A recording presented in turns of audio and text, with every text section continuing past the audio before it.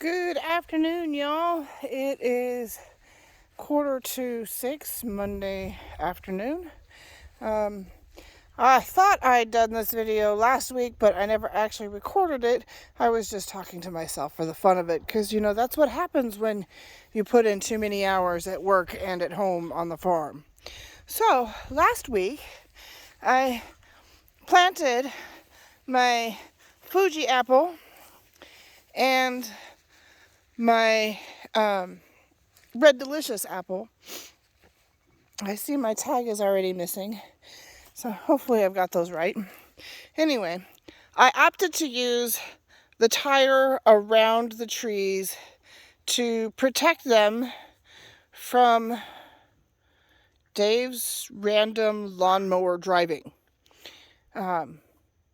Being as he killed a power cord and garden hose last year, I wanted to make sure that we had plenty of protection around the new trees. Love him to death. Sometimes he doesn't pay attention when he's driving. Anyway, so this week I got my peach tree in, and I opted to put in my plum tree over there where the chickens are currently fussing around, next to the random pet shelter. Right now we're using that for the piglets, for those that are going to be sold, so that they are quick and easy to get a hold of. Not really, but a lot better than trying to catch them in the big pen, which has turned into a nightmare. We still have 3 up there that we have not been able to catch because they're smarter than we are and keep jumping over every option that we put in to try and pen them. So they may end up just being supper and be the end of it. I don't know. But I got the plum in, and it also has a tire around it. I'm hoping that the 4 of them will do well in these locations. I put them here, along here, for a couple of different reasons. This is the main chicken yard, my extra fencing. This is the main chicken yard, but it's also in a fairly good direct line with the house. It gets really, really hot. With the direct sun, there's no real shade to protect the house. So I'm hoping that eventually these fruit trees will grow up not super great. They're certainly not going to be as big as those pecan trees, but large enough to help provide some late afternoon shade protection, as well as all the yummy fruit that's supposed to come off of it. Shade options for the chickens to hide under during the day, during the summer, and who knows what else it could provide us. But so I have a nice little line of my trees. Once they get well established, we'll take a Sawzall and cut the tires away from around them. But that's going to be a couple of years. I wanted to make sure that they were good and secure before that happened. So that's what's going on this week. I'll show you some other stuff that we've got planned here in the near future. I'm going to pause it and we'll move on up to the pig pen. Oh yeah, I forgot. I have turkeys. I finally got turkeys. So what I'm going to do is I'm going to put a divider wall in here. And the turkeys will have that side. The turkeys and the Brahmas will have that side. And then my main layers will have the current side that they already have. So I'll need to put in another fence and quick access door on that side like this, so they can come and go. But because this is so big, rather than building a whole new coop for the turkeys, I thought I would just put a divider in to give the turkeys their own space and the Brahmas their own space, because the Brahmas are big, really big. They need their roosts to only be 18 or so inches off the ground, because they're very, very heavy birds and they cannot fly up to this height. So I'll need to put in some lower roosts. Same with the turkeys. They're entirely too big to fly up to the higher roosts. But they still like to get up off the ground at night. So that's the next project. That's the next immediate project. Here in the next couple of days, they'll actually be moving into the chicken tractor all the way down there just to start integrating them into outside, because the turkeys are starting to jump out of the tub because it's not deep enough for them. But it's very entertaining to find stray turkey running around the bathroom floor, chirping up a storm. So we now have the run between the two yards open. I have put in a second electric fence over here because the piglets were escaping. This is the cattle panel around here is like 6 by 6, so piglets were going straight through it. Some of them still can. Oh, here comes Marianne. Hi, Miss Marianne. Hi, baby. Yeah, I'm coming. Please don't step on my tennis shoes. I didn't put my boots on. Hi, baby. So the run between over here is open so that they can come through. But I have the new electric fence. The idea is to get them accustomed to this. It's a visible line. What? No pushing. No pushing. Be gentle. Be gentle. Dinner soon. The idea is to have a visible line so they can actually see it, so that I can eventually open up this gate. Yes, Mama. Dinner soon. Marianne keeps pushing me. She wants her dinner. What, baby? What? What? I think she's trying to push me away from the electric fence. She's so protective. Yes. Yes. And get this fence opened up, this gate here.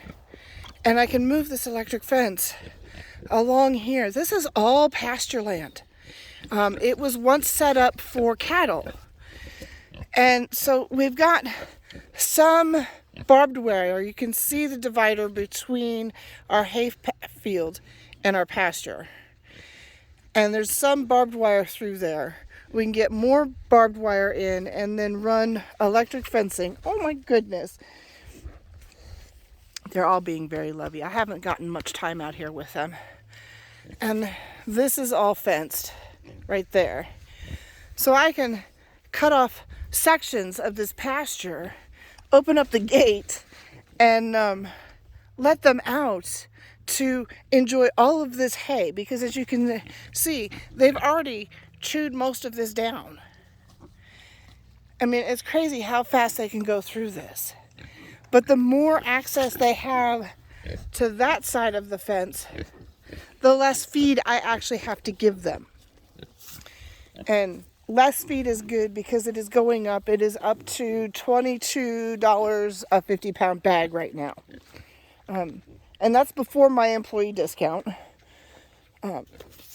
But that's still not a whole lot of a discount. This is where the piglets were escaping, as they were going under here. When they got out over there, they would come around, come under there, and then come back through over there. It was kind of entertaining.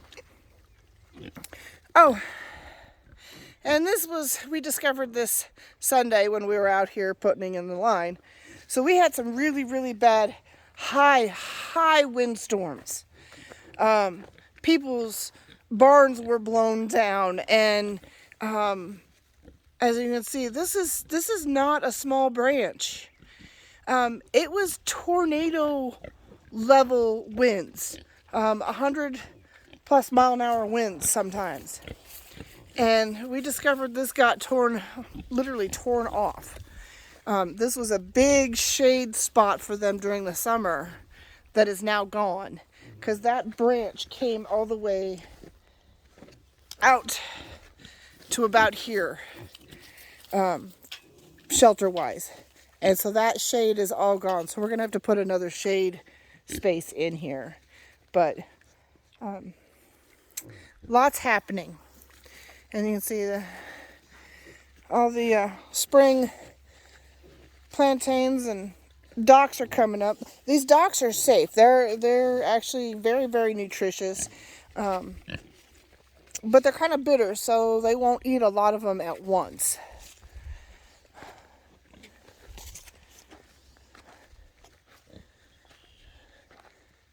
This was clean 2 days ago. Look how much pigs poo. This is crazy. This is 2 days of them being over in this yard. This whole section right here, last summer, was this ginormous briar patch that through the winter, last fall and through the winter when they got over here, they just totally cleaned out that briar patch. So out in the pasture, I have several areas that have briar that I'm very excited about them cleaning out. Great. We've already acquired a steak. Who knows where they took this from?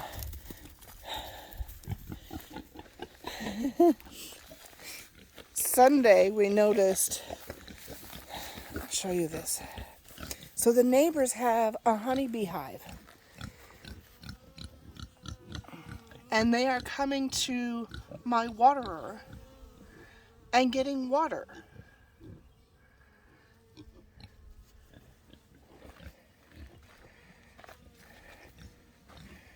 Look at that. It just blows my mind that they're getting water from our waterer.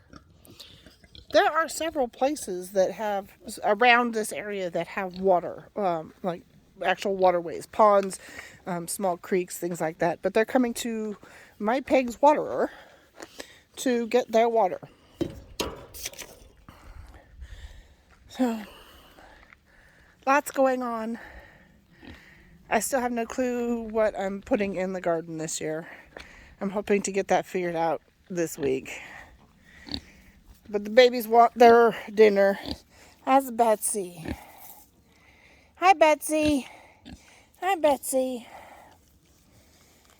She was by far my best mama this season. She gave us 8. We didn't lose any of those 8.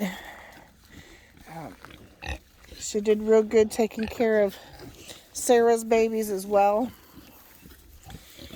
All right. Yes, Marianne. Yes, baby. Yes. She keeps pushing them. They're fighting over the water, the little bit of mud hole. That's the other mud hole. Dave must have come out and filled it earlier. You want dinner? All right. I'm going to feed them dinner. You guys have a wonderful rest of your evening.